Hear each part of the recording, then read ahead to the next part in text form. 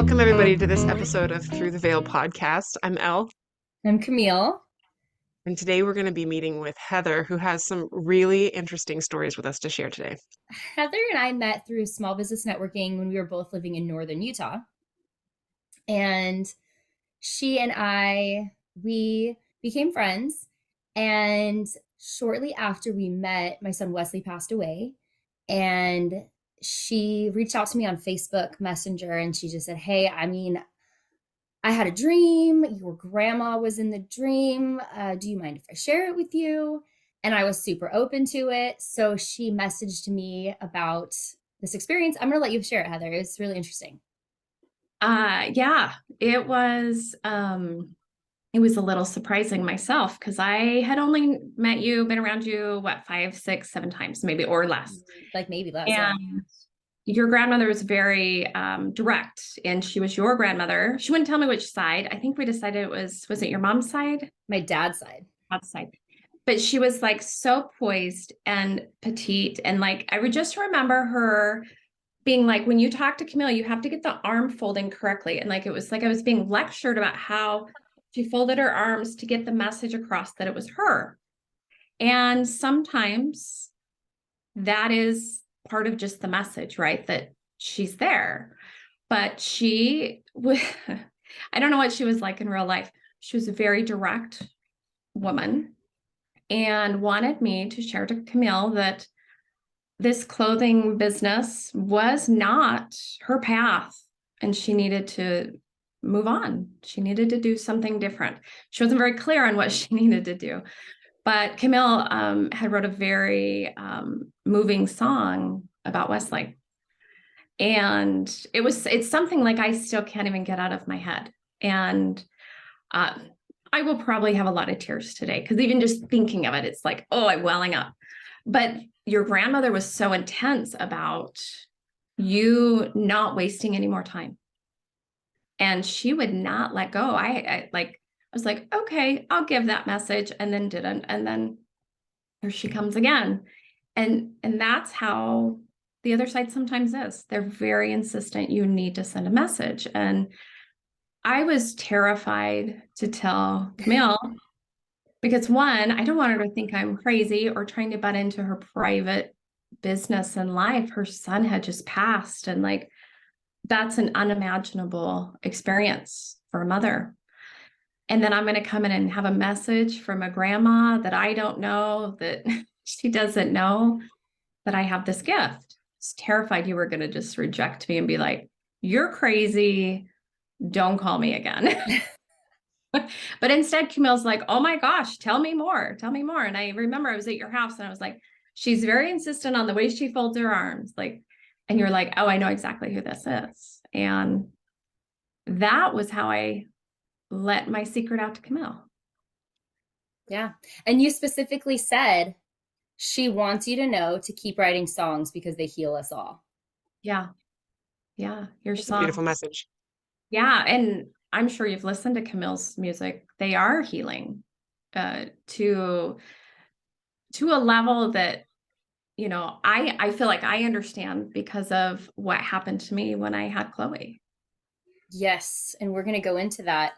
I think it's interesting. I kind of like mentioned it on maybe the last episode or 2 episodes ago. But it was interesting that my grandma came with that message about healing because there was some systemic abuse on that side of the family that I kind of mentioned. And healing is something that is a theme that I know as a therapist, Heather, we haven't really introduced Heather as a therapist, but she is a therapist. And I know you understand that kind of healing journey. So that journey doesn't stop just because we go to the other side either. Most messages that come through have some context around that. It is something that's important, I think, to the human soul and the growth of the human soul, whether it's in this plane or the next one, right? So, yeah. Yeah, so interesting. Okay, so, and we talked about this on the episode with Hallie, how it's like a rubber band that when there's healing on one side of the Right. veil, It right? interacts through the generations, right? It's intergenerational. So our healing affects their healing, and their healing affects our healing, which affects the future generations' healing as well. It's just, it's so expansive and All so connected. fascinating. All connected. I love Okay. being part of two sides of it. Right. Yes. Yeah. Well, let's talk about that story. Like, how did this, let's talk about your experience when you had Chloe. She's your daughter. Yes, Chloe's 19. So December 19th, 2004 at 6:47 a.m. I had my first daughter. I was 28. It was so wanted, so like desired. I can't even put that into words how bad I wanted this child. And it wasn't so easy to get her. So it was like, it was a big, big moment. And I had to have C-section. They told me she's a big kid. I was not diabetes, but I was having a lot of like health stuff. And they assumed she was about 10 pounds. So we did C-section. I was fine with it. And that went beautifully. That was so easy. And she ended up only being 8 pounds, but she was healthy, happy. Everything was great. And in 2004, the hospital that I was at made me stay for 4 days just for, recovery, precaution, all the things. Day 2, I was able to walk, the epidural was out, all the things. And I was just had this like sudden urge, something was wrong. I went into the bathroom and I was sitting there, like just trying to gather myself. Like, I didn't know if it was just like a hot flash or maybe I was going to throw up or I didn't know. And all of a sudden I felt me leaving my body, like almost like a suction leaving my body. And as I realized that was happening, I pulled that emergency cord they have in the bathroom. And like in an instant, I'm above myself in this bathroom, looking at myself in a little bit of a confusion. My husband at the time was over with Chloe in the other room. He was not aware anything had happened. And these nurses and, people came rushing in to see what was wrong. And I remember most of all of it. I didn't cross over anywhere, but I was not in my body. I was not responsive. No pulse, no blood pressure, no nothing. And I remember hearing them talking. It was so intriguing. I was just watching like it was a TV show. The thing that I really remember though, like no pain. It was not painful to die, by the way. No pain to die. You just like slip out. It's kind of nice to know that that's the way you go. At least that's how it was for me. But the music that I was hearing as they were working on me, it was almost like this. I don't know how to describe it because it does not exist here, but it is music without instruments and singing without words. And it is not heard, it is encompassed. And it's just like everywhere. And it's like almost warm, like warm blanket out of the dryer. That's what it felt to be out of my body, watching them work on me. And I heard code blue, more people came in, they're working on me. The thing I was thinking about this last night, I don't remember if they shocked me, if they got to that point, but they were doing compressions. There was no sign of life. And I remember looking over at my husband and my daughter. She's in her little bassinet. And what's funny is when I really think about this, it feels like it was maybe 10 minutes or so. It wasn't. It was about 50 seconds from when they found me to when I was back in my body. And they did not put anything in the chart like I had died or anything, but they wrote like no pulse, no blood pressure for 50 seconds. But what I believe brought me back was not them. It was my daughter. Now I'm going to get emotional. She cried. She cried out this horrific infant cry, like she knew. And instantly I was back in my body. And that is where the pain comes in. Coming back is painful.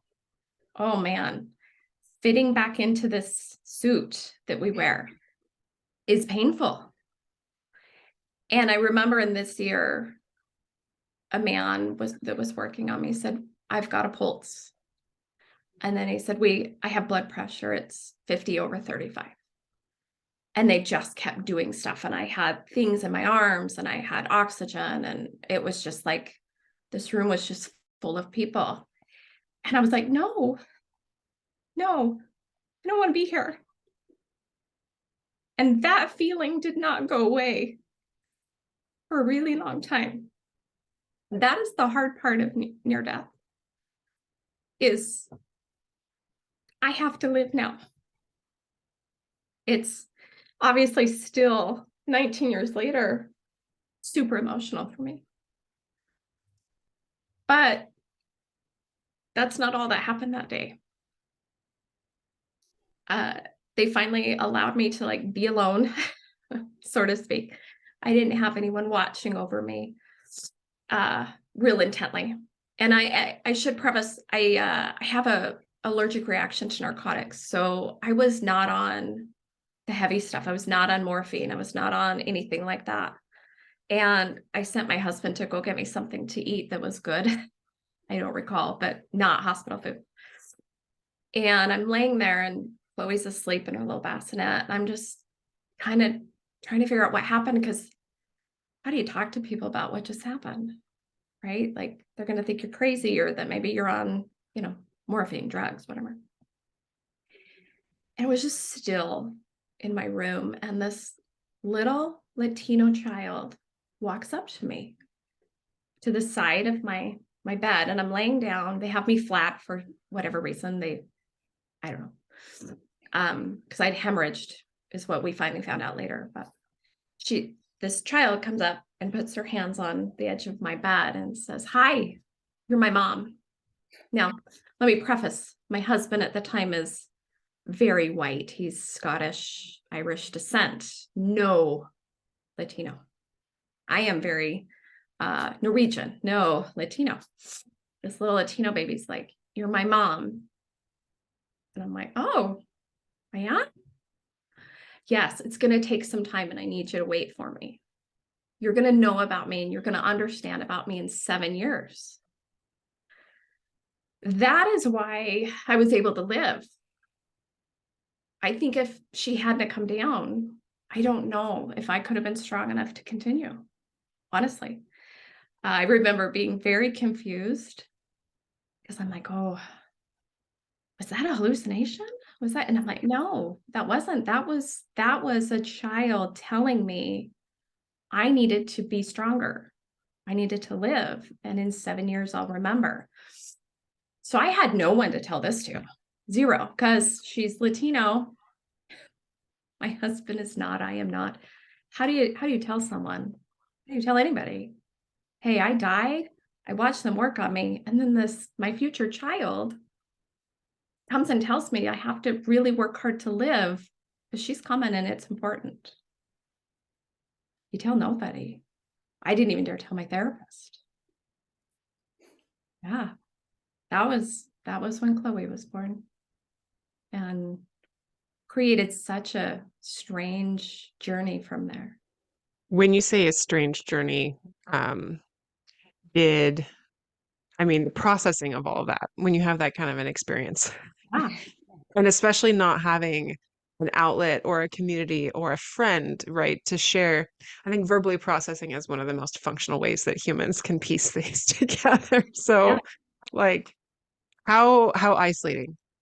And there's really no way for you to, expand on that or find connection or community or even understand what it was and Right. why it happened. Right. I thought that was so weird.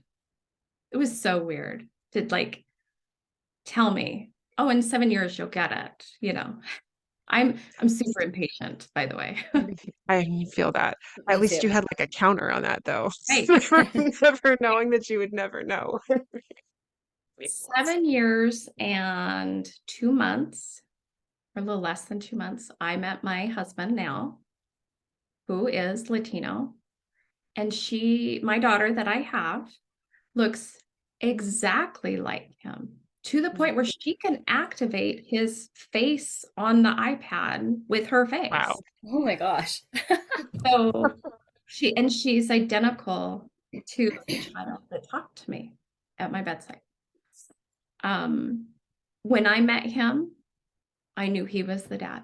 I knew it immediately. I had at that time gotten divorced about 18 months after I had Chloe, and I had a best friend that I finally was able to feel safe I could confide in, and she's always been 100% supportive. She was like, you could have told me this a long time ago. But when I showed her who I was going to go out with that day, she's like, is that him? And I said, it looks like the child. I almost did not accept the date because it was so scary. But she's a spitting image. Exactly. Yeah. That's pretty amazing. Yeah. When she was 3, she said to me, I was that kid in the hospital, Mom. Do you remember? She So said that. she could recall still at that point. Yes, at 3. That's very interesting. And I said, tell me more. She said, remember? I talked to you. I told you I was coming. Do you not remember? And she was so kind of irritated with me. She's always been a little adult.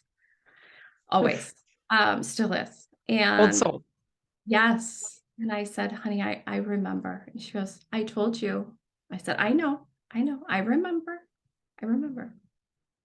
And me and my daughters are so connected. We've done this before, I think.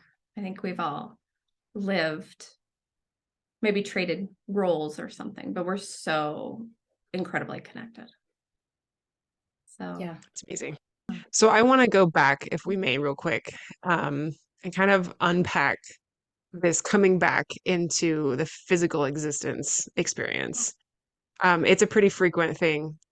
A lot of people who have experience where their spirit leaves their body, even for, 50 seconds. Um, it's a jarring reality to re-exist in that way, because yeah, as a spirit personage, you have no physical boundaries or limitations. It's ultimate freedom in one sense. yes, Um, per my experience with the other side, I have also come to realize that given time over, the separation of your physical body and your spirit body, there are also limitations within the spirit. Our physical body gives us freedom to do, but some of the more beautiful things that you don't have to experience in a spirit format is like physical pain and or the limitation of being so finite, right?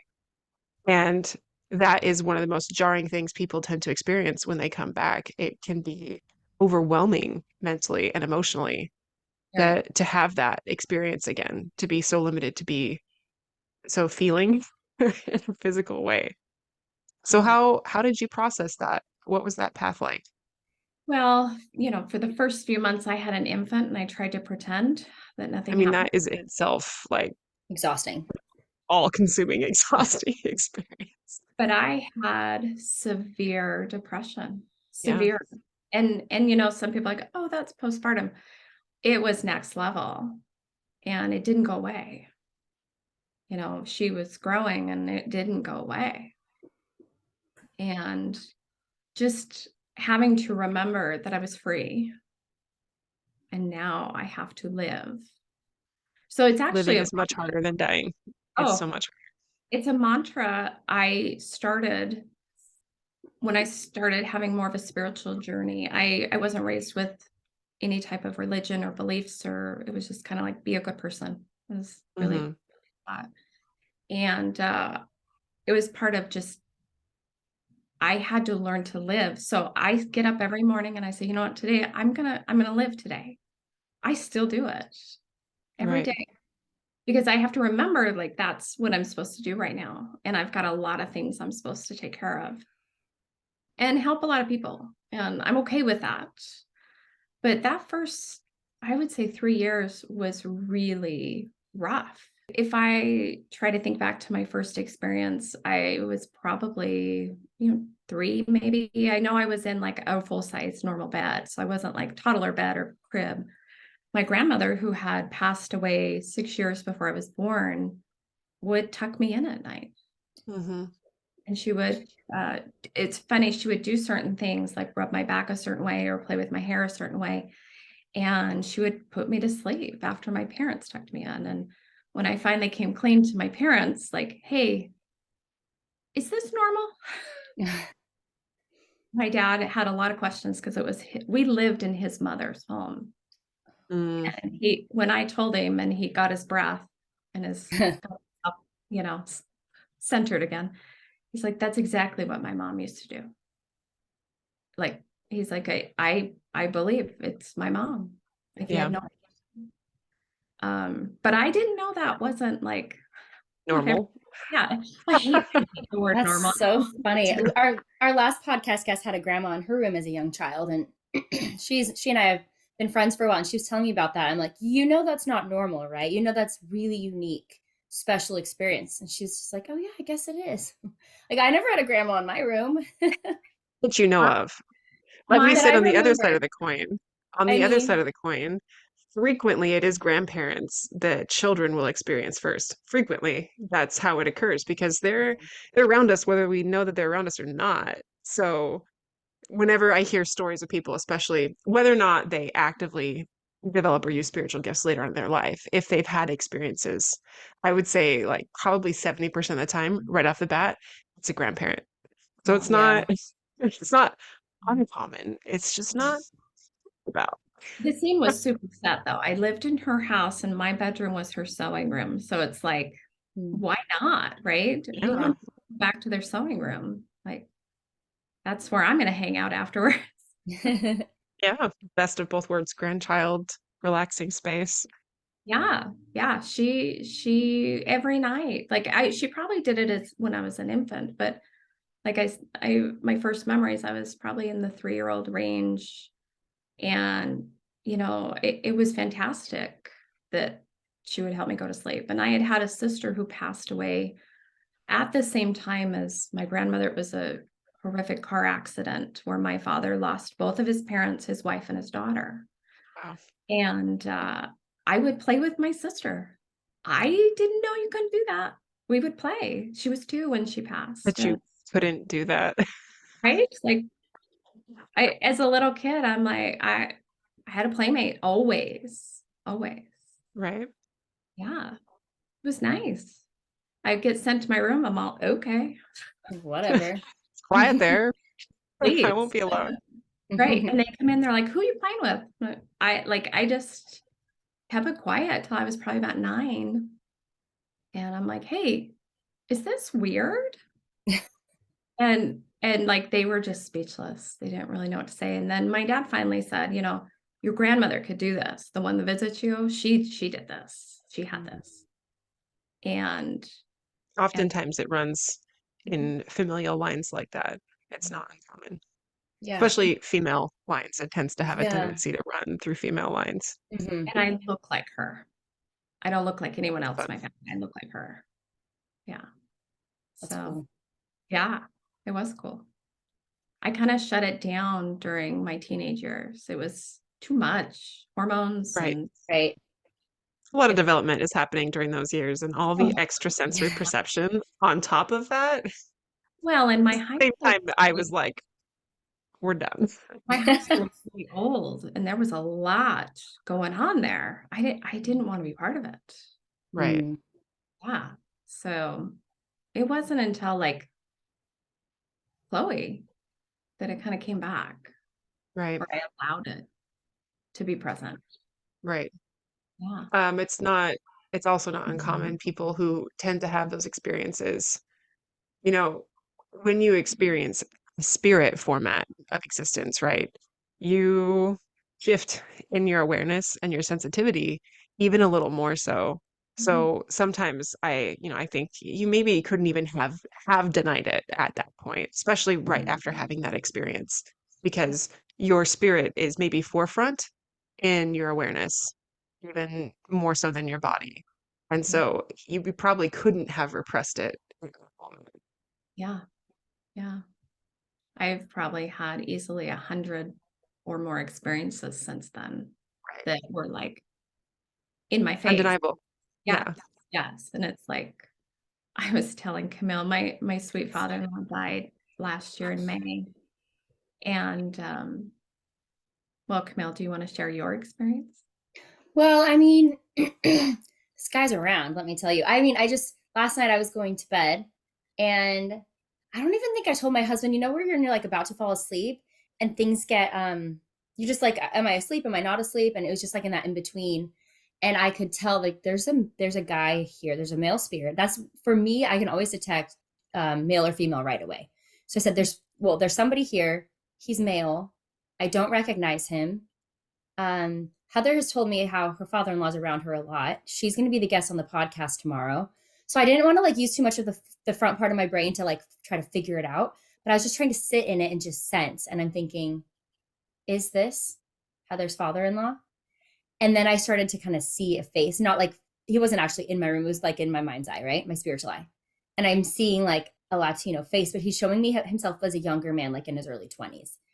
And he looks like your husband, and Presley, your daughter. And so I'm like, yep, yes, it is. And I was so tired. So I'm like, what is his message? Like, what am I supposed to get from this besides the fact like he's letting me know he's here? And I was like about to fall asleep. So I'm trying to figure out if there's a message that I can even gather to share with you. And I didn't really get one. But then when I woke up this morning, or maybe it was right before I woke up, because I woke up I forgot to set my alarm and I was like jolted out of bed to go drive my daughter to her church seminary class this morning. So it must have been right before I woke up. And he was there again. And he presented not as his younger self, but more like around the age when he passed. And I asked him if there was a message. And he just wanted to let me know that he's around you, which I already knew you knew. So I'm like, is there any message like you want me to deliver that like she doesn't know? And he wanted me to deliver the message that you can come to him with any of the problems or questions that you're facing, and he's there for you in any of it. And then when we were texting this morning, I was like, I think Heather already knows this. Like, why am I supposed to deliver this message? And you told me that you're trying to figure out how to remodel your house, and he was supposed to help you with it. He built houses. Like Okay. he knows everything about building houses. And I don't get mad at him. I get mad at the situation.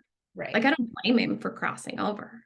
Not at all. But it's like sometimes something's broken and I'm all, the one person that knows how to do this, like can't pick up the phone, can't FaceTime me. So like him and I have a lot of conversations where I'm talking and he's listening. And there was one not that long ago about I have a hinge that's like stripped out. And I just was like, dang you, like we could have like postponed this like 5 years and you could have helped me fix these things. Cause he was supposed to be out here like the week he passed away. And it was all planned. And it was funny because I'm like, I guess I'll have to hire a handyman, which is like, those are fighting words. You do it. You can do it. You just do it. Right. And I got on Instagram later that night and there was a video on exactly how to fix that hinge, like a do-it-yourself. And I was like, okay, appreciate it. Just keep doing that. Just keep feeding them to me. I got another project, and I know those are from him. I have no question that he is setting the scene. And just like last night, we bought a new TV for the bedroom and we went way too big. And I was laughing. And my husband said, what are you laughing at? And I go, I swear I can hear your dad laughing, saying, are you never going to go outside? That TV is like a movie theater. Like, do you hate the outside? And my husband said, that's exactly what he would have said. Well, I have to be sensitive to my husband because he doesn't exactly have this ability, this gift. But my father-in-law was standing there laughing. And I was just relaying the message. Mm-hmm. That's where it's kind of hard. You have to be careful with some people because, we're grieving to very deep depths here. And to say, oh, your dad's here and he's laughing at us for buying this TV is really hard still. I'm sure in years I'll be able to do that. But right now it's really sensitive. So it's like, fresh. That's the hard part about this gift. Is you like with Camille, Wesley hadn't been gone very long. And so it's like, you want to always be careful of how people are healing and receiving, and are they open to receiving? And how it it's, will impact their healing process. And yes. we've touched on this before in the podcast. Just because you have like this, like the veil is thinner, right? There's backstage access, maybe. But it's not necessarily always video like HD quality clear either. And just because you have an expanded understanding, it doesn't at all like overshadow or belittle the process of grief, right? It's still a very human experience that you have to pass through. Even if you can experience, your loved one's still there in spirit, even if sometimes you catch a glimpse or a dream or you feel them, whisper to you or make a joke about a big TV in your room. Like it Yeah. doesn't, it can help. It can help the healing process and it helps handle that pain, but it doesn't eclipse the fact that they're not with you anymore, right? So it is a careful thing to be aware of that the grief is still real. That Oh, that wound is still fresh. You still have to move through it. It Yeah. doesn't fix the problem. It can help, but it doesn't fix it, right? That takes time. That takes, moving through the steps and processing. And Yeah. there's no circumnavigating that. There's not a shortcut. oh, no, no. And the hole doesn't close up all the way. Right. You just have to learn to let things grow through it. Oh, I Exactly. like that. Yeah. I like That's that. how I teach grief when I have grief with clients. Like I have them even draw pictures of like what grows through your hole in your heart. Is it thorns Mm. or is it something soft and kind? Like you choose how you heal. A message I did get from, I call him Poppy. Poppy is daddy in Spanish. He's my father-in-law, but he was not. He was my Poppy. And he didn't come to me really fast, but I was the first one he came to. He actually came to me prior to dying. He was doing really well. We were all in Utah, and I needed to get back here because my daughter was here with the dogs, and just I'd been gone a month. So, like, we had a family meeting. They're like, yes, go back. It's good. He's going to be okay. He's getting stable. Things are getting better. And I got home, and the next night, I went to bed. Next night of that, he came to me in a dream, and he walked me through all of the events that were going to happen the next day. And he told me, I knew he had been in and out. I could feel it. I could feel him at the house when I was there. I'm like, he's here. This is like, and he had been sedated, but I don't think he even needed to be sedated. I think he was doing it naturally. But he walked me through everything. And I knew at 11:30, I was going to get a call from my husband saying, we've got to let him go. And it was on the dot, 11:30. And he died at like 12:13, 12:15, something like that, because they took the respirator out and the ventilator, I guess was called. And he passed away, but he was so kind.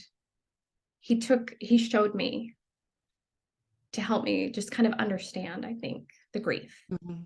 and to like prepare me. Mhm.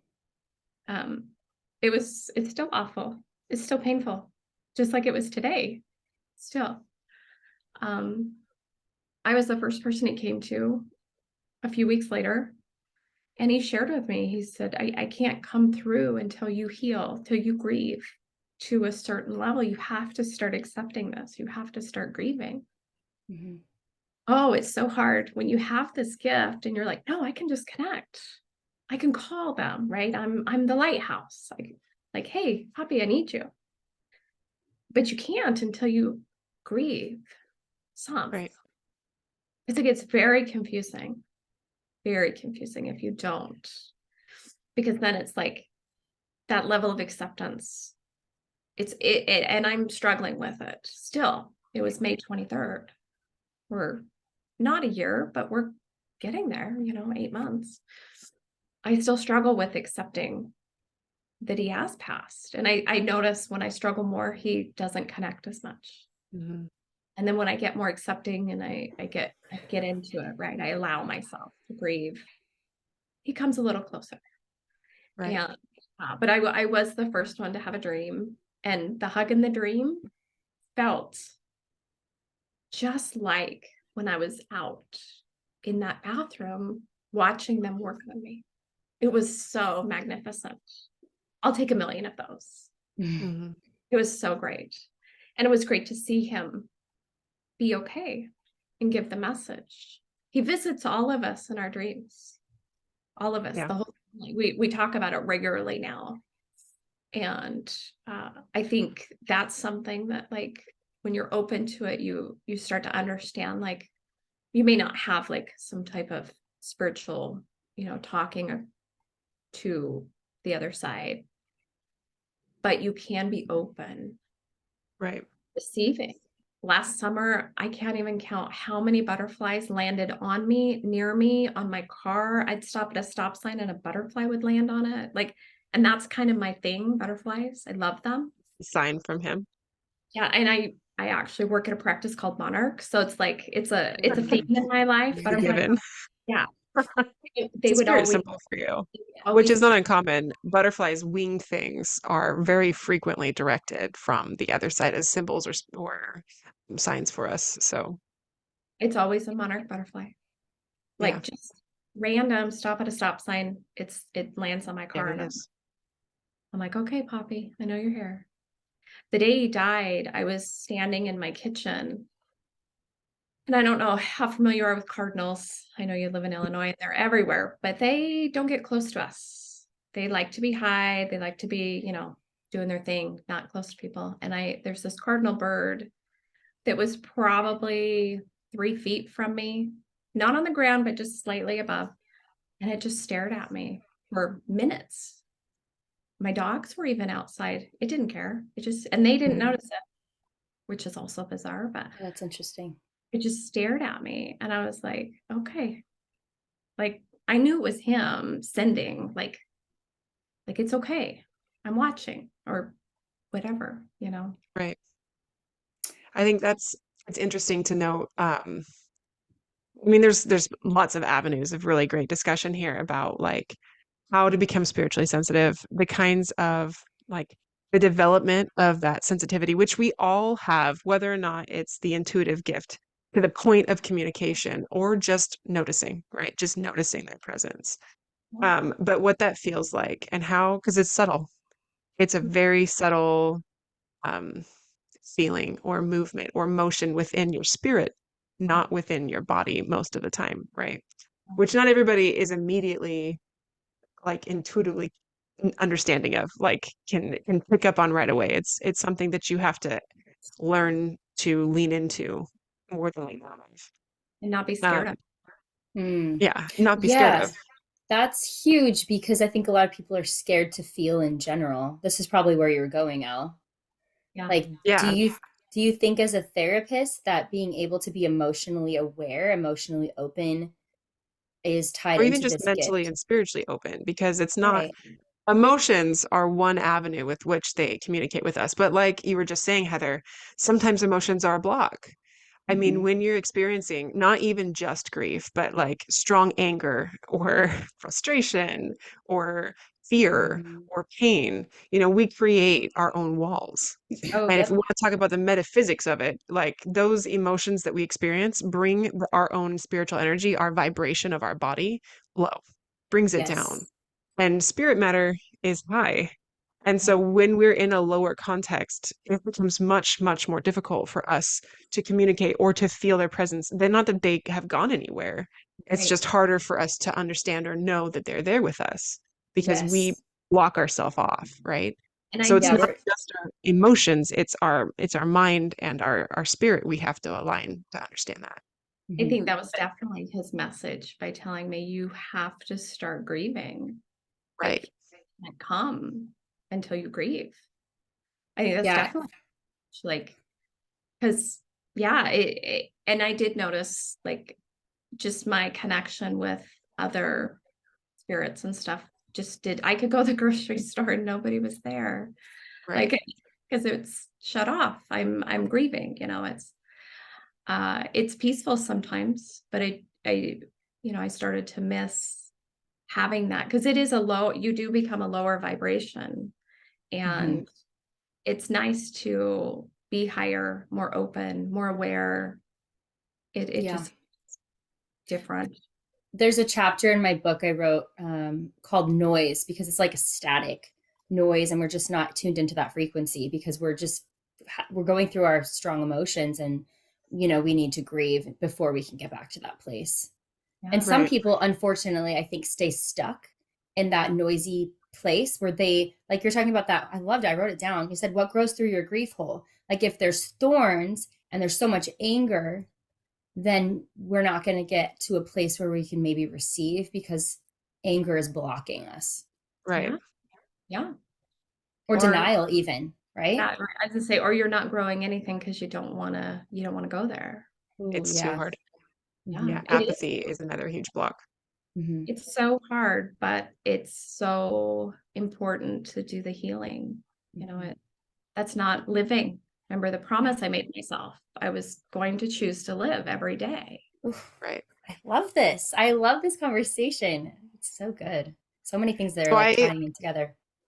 a lot of other NDAs, I mean, like the post like physical experience, like re-entering your body moment, oftentimes will produce one of two effects. You will either have that depression, that longing for heaven, that longing for what seems almost like a return to your original self, right? Your fundamental self, your Mhm. higher self, if you want to use, spiritual terminology. Um, but the opposing experience people have is a rejuvenation for the appreciation of life, right? Where you realize there's a point. I'm here for a reason. I need to appreciate every moment, right? The sunset, you never see it for the first time until you don't get the opportunity to see it anymore. And then you come back and you're like, this is amazing, right? I never actually saw before now. Yeah. So it's an interesting mindset dichotomy to maybe to pick apart that on one hand, you have this intense longing for what you know is comes next, right? What you know that you did experience, what is real. But on the other hand, the absolute understanding of this reality and the importance of it and the relationships and the purpose of why we're here, right? Yeah. It's hard though. Yeah. It's so hard. There have been more than one occasion where I'm like, I'm out.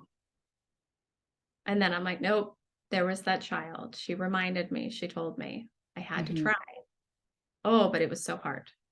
So And hard. what a tender mercy. I mean, the reminder in that moment, well, almost like, I don't know, whatever your belief is in the divine. But there's a plan, there's a point, there's a purpose, right? So there on some level, there's a God. I'm going to use that term because that's what my belief is, but there's a God who understands, who knows, what you just went through and wants to give you this mercy of like, look, I know what you just saw, I know what you just experienced, and I know what the outcome of that is going to be. But I'm also going to give you this one thing, this motivation, this understanding, so that you can carry on because there is a reason that you need to carry on, right? Yeah. And how wonderful, how I'm tender it grateful. is. I'm grateful Yeah, she came to me because I wouldn't be here if she didn't. exactly. You know that. I have no question. I wouldn't. No, it's much, much better on the other side. A lot to look forward to, right? And when Ah, people do pass away, we know that they're good, oh especially if yeah. they live their life with love and they're not, an evil person. They are thriving, Yeah. and they want us to know that they're not miserable. They are thriving. Remember, I got a Yeah. message one time um, from I don't know who. I was at a book club I used to go to, and I walked in the room and I just felt so much pain, like death pain, in this group of three people, and they kind of sat in the corner together. And I was like, oh, those poor people. I just felt like, ooh, that feels like murder over there. It's so intense. And this spirit was very, very stern. You know how they like, no, you're gonna send this message and you're just Yeah. gonna do it. You're just Yep. gonna do it. And the message is spirit pulls you out when you're being harmed, when someone's harming you, shooting you, whatever, like that. Spirit's going to pull you out before it happens. Right. If it's going to be like a fatal. And I was like, I don't know those people. Like I can't go over there and say this. Mm-hmm. My friend was running the book club. And so I went over to her and I said, I have to tell you something in private. And I outed myself to her and I shared that message. And she goes, you need to go tell them. They need to hear that message. And of course, my heart rate must have been like 160. Like it was It's like really intimidating. yes. I was about 31, 32. It was a few years past. I'd been divorced and I was still trying to unravel everything. And I went over at the urging of my friend Kathy, and she stood with me and she's like, hey, Heather has a message for you guys. And so I was sharing, like, I can't explain it. I don't know, but I'm supposed to tell you guys that your kids were taken before. And they all just had this shock on their face. And it was three adults, a husband, wife, and a woman. And their daughters had been murdered. I didn't know that. I didn't know them. And they met at book club. They weren't like, it wasn't like they were murdered together. And they're like, tell me more. And I was like, oh, wait a second, this is acceptance. And so we had like a 2-hour conversation about like, no, I wasn't ready to share my near death yet, but about other things and like more in depth of that message for them. And they shared their daughter's stories to me. And it was like, I'm supposed to do something with this. What a gift for them that you did that. Yeah. Seriously. Because you can spend your whole life wondering. Yes. And that's something that I've encountered over and over and over again, because like most of us have no idea what exists on the other side. Most of us have no idea what that process is like. And the fear of death, no matter how, like at first, there's 1,000 million ways that, we can exit this life. But the one occurrence that is universal across the board is that when you die, there is no pain and you are never alone, Mm-hmm. right? That you exit before your body experiences the trauma, whether you want to call that like a psychological adaptation that your body makes for you to protect you from that pain, or you want to call that, like um, spiritual awareness for those on the other side who know when it is our time or when we are leaving.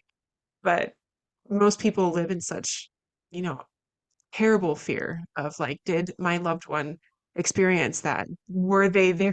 How horrible, right? And what a pain on your heart, especially a child or a spouse or a parent, right? That is so emotional for people.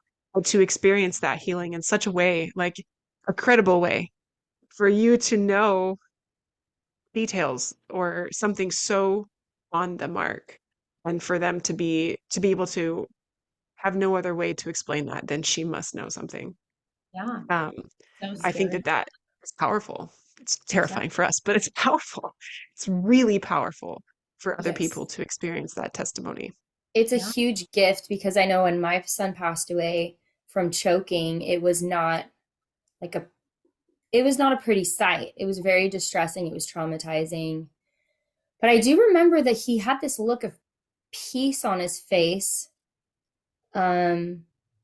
as he stopped breathing. And I was like, well, he's passing out. But like, it made me wonder because my experience and my husband's experience was so terrible.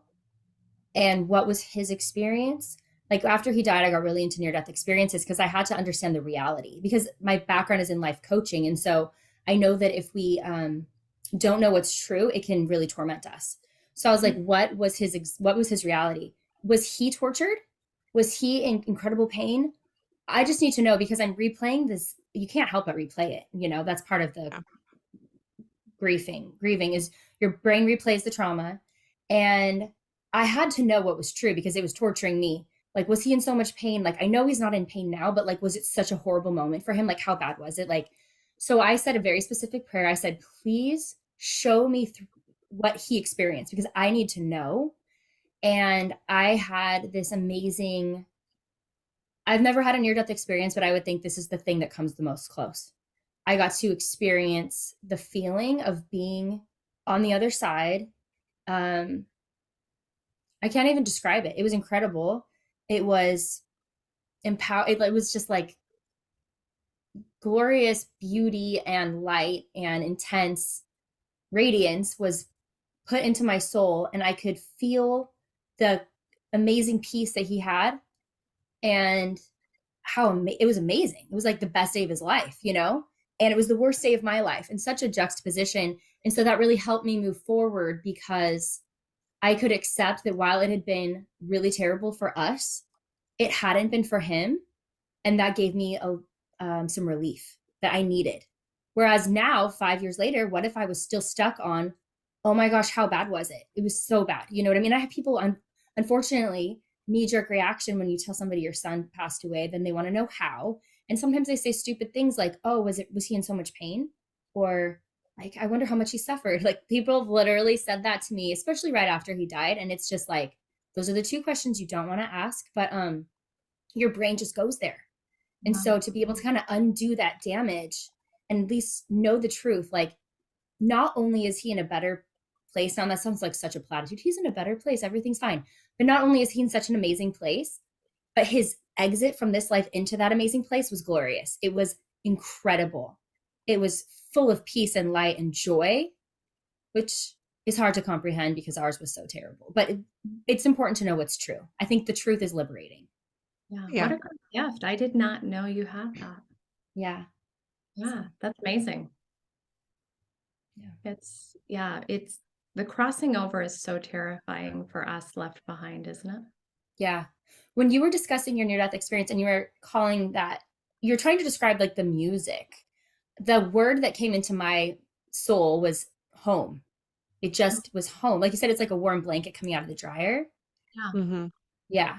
It's so like, it's a magnet, because like, I think not only is it amazing and beautiful, but it's what we had before we came. Right. Yeah. The familiarity. The other common theme, I think, with people who have had these experiences, that it's very personal. It's very individualized. You can see certain themes. I mean, like Mill, you've read tons and tons and tons of stories of these. Yeah. And there are themes that you can pull out from them, but every experience is very personal and individualized. Some people have amazing visuals. Some people have music. Some people have particular loved ones that come greet them. Some people have even seen the face of God, right? So it's very, very individualized. Death is always a very personal experience. Even if you're coming close to death, you never go alone. There's always someone there to meet you when it is your time to go, and sometimes even when it's not. And you will always get what fills your soul, what will bring you peace and comfort in that time, because it's returning home. It's not, if you think about like a long trip, you've been gone for a long time and you're coming home to the place where people love you and know you and miss you. They're not going to like wait for you to like come in the door and walk all the way through the house and go find them, right? They're going to be outside on the curb with a sign waiting for you. And that is what it feels like. That is what it feels like to die. Yeah. And I think we also need to like hit on that point, just for anybody who's worried about the pain that their loved one went through before they died. Like Heather said, or maybe it was you, Elle, where you're just pulled out. I think you're pulled out before. Oh, you said it, Heather, when you're sharing that experience with the people whose children were murdered, because people worry about that a lot. Right. And I feel like Jeff and I, my husband and I, had a feeling like Wesley's spirit passed out of his body before he was pronounced dead, like well before. And we had this feeling like when he actually stopped breathing, because the body can live for what, 6 minutes after you stop breathing, right, without oxygen. Right. We've both felt like his spirit left as soon as he stopped breathing. He was in the arms of a police officer while the fire engine was coming to come do work on him, and it was just down the street. Like, you could hear it and you could see it. It was like less than a minute away. And we both felt like he passed in the arms of the police officer. And we actually emailed the police officer after everything went down, just to say thank you for being there for us, because he happened to be patrolling the neighborhood and he got there within like 30 seconds of my calling 911. And we just said, we really are grateful you were there, and we feel like he passed in your arms. And the police officer responded and said, I had that exact same feeling. Wow. And which I think I felt bad because he has a young son the same age as Wesley, and he said it was really like hard for him. But to have that confirmation that like he wasn't going through the trauma. I mean, and I honestly feel like because before he passed, he stopped breathing, he had kind of was passed out. I feel like he was transitioning Yeah. before that. And he wasn't in pain. Yeah. And my great uncle, whose name actually is Wesley as well, um, he was asked to speak at a funeral for someone's daughter who died in a fiery car accident. And he felt this impression that he needed to say at the pulpit at this funeral, her spirit was pulled out of her body the second before the car had impact. She wasn't even a part of the car accident. She didn't experience it at all. So it's an important point. God is a God of mercy. And I think really the trauma is kind of our situation here on earth, but it's not really a heavenly situation. Right. Yeah, there's no trauma. That's why it's hard to come back. Yeah. I think it bears mentioning at that point too. Like once you've experienced that other side, it's like, why would I want to come back? Right. And you said, the thing that pulled you back was the relationship. It was the responsibility and the love that you had for your daughter. It was the need that she had for you, whether or not she was aware of that as an infant. I tend to be of the mindset that probably she was, as infants, they're already very, very close to that veil anyway. And she might have known that, you needed to be her mom, right? And that was her role to bring you back, to remind your spirit of that requirement, of that need to fulfill that, to be there for that. One of the number one messages, I mean, I've given a lot of sessions to people in the midst of grief that was self-inflicted from their loved ones. It was a choice. Or even not. I mean, the process of grief is messy and long. It's not short. It's intense and it's deep.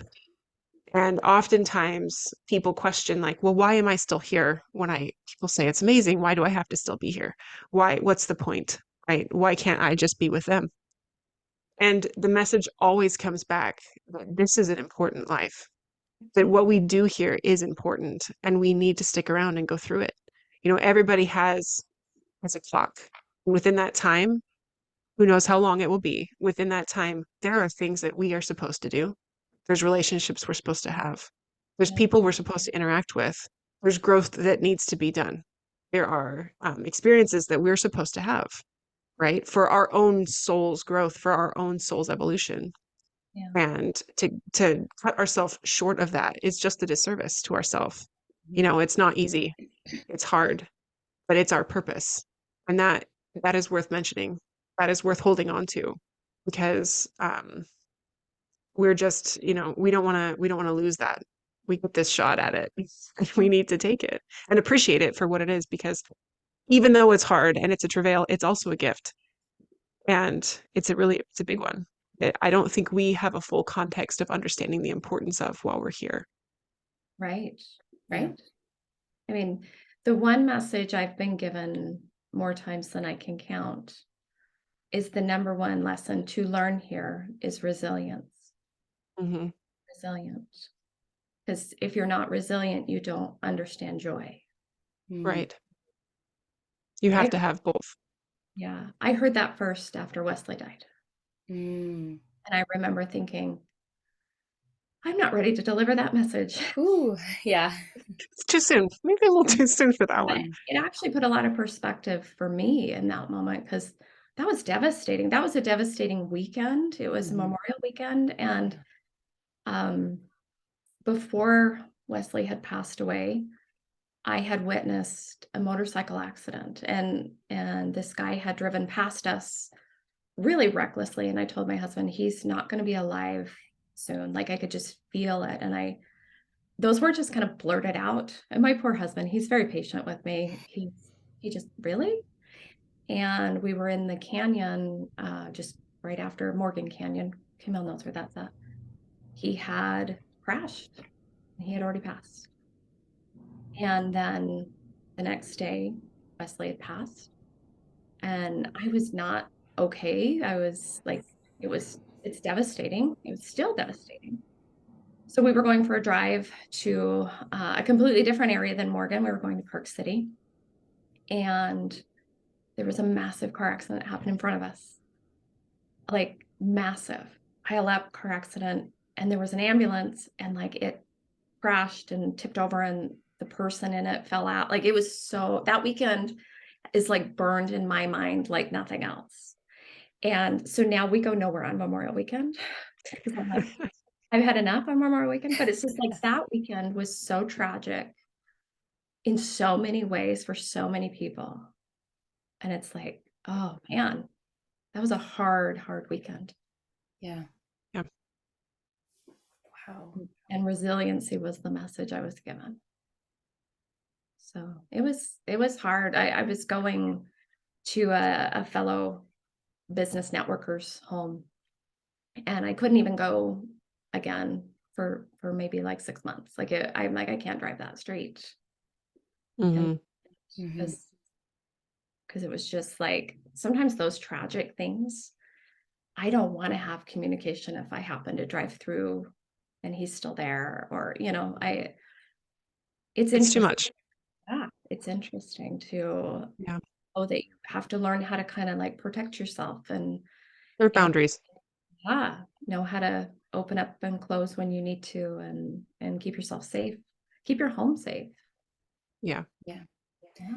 I think with resilience, like, we're stronger together.